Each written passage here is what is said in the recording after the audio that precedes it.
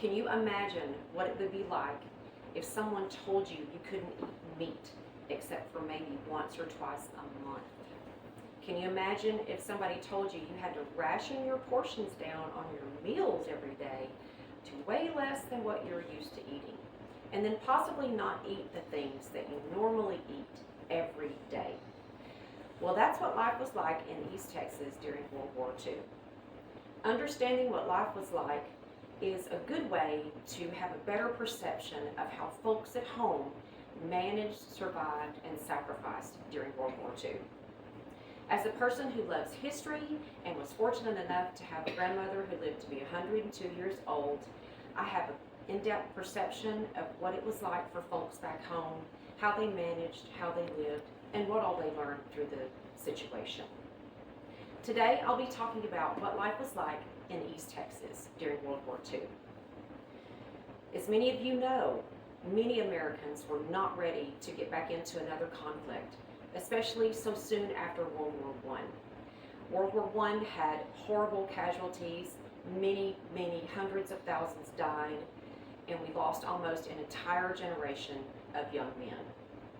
One thing did happen, though, that catapulted the United States into World War II. As the Texas Historical Commission stated in 2024, the Empire of Japan's attack on Pearl Harbor, Hawaii on December 7, 1941 was what motivated the United States to enter into the conflict, to help our allies in Europe, and to fight against the Axis powers that were Germany, Italy, and Japan. Most Americans knew at that time that the situation was extremely grim in Europe, and that if we didn't do something, we may be forced to actually defend ourselves with no help from Europe if Germany overran everybody else. After Americans' entry into World War II, Americans were asked to do many things and make many sacrifices. Some of them were rationing.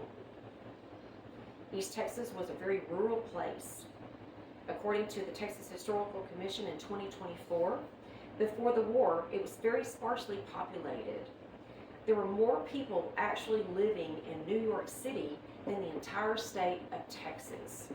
There was a lot of land and not a lot of people, even not that long ago. Texans were farmers, and only 40% of the population of Texas were actually high school graduates. Texans were asked to ration food items such as coffee, salt, sugar, tea, many other things, meat included. Rations cards were actually distributed to everyone in the United States. According to the Eisenhower website in 2024, War Ration Book number 3 was distributed to everyone. This is a great example I have here of a war ration card. It shows the inside, what the little tickets look like, what the pictures were on the tickets. There were pictures of planes, tanks, other munitions during the war. Instructions were on the back. On the front is where you filled out your name. This is a gentleman from Newton, Kansas, Mr. John H. Griffith, and this was his issued war ration card from the 40s during the war. Every family had them, and you had to take them to the market, to the grocery store. Anything you bought that was on ration, you had to have a ticket for. And those tickets were kept. There were actually ration committees in each town that took care of everything, kept up with everything, kept totals, so no one was buying any extra meat or anything that was deemed rationed to where you could only have a certain amount of every month. Texans were also asked to produce more crops. Texans, being a wonderful agricultural society and our fertile lands with a good amount of rainfall every year, we were one of the top providers of produce and other agricultural goods during the war. They pumped out thousands of extra pounds of produce, many of which ended up to our troops in Europe. Not only were food items rationed, but also non-food items. According to the National Park Service, in 2024, rationed non-food items include tires, cars, bicycles, gasoline, fuel oil, and kerosene. And back then, actually, some very remote farming communities did not have electricity, so kerosene was a big deal to not be able to have enough of. They were also asked not to purchase too many rubber products or many different types of metal products, because those were being recycled and used to make munitions, airplanes, tanks, and everything for our troops to be used overseas. My grandmother used to say she didn't mind rationing at all, because that was what was keeping our troops alive and helping everyone overseas to fight the horrors that were going on, which were all over the newspaper. Many people realized at that point of what was actually happening and the loss of life.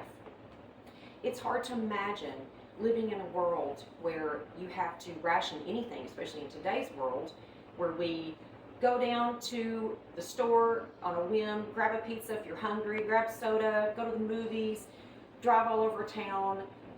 Those things were not actually able to be done back then. It's hard to imagine living life that way.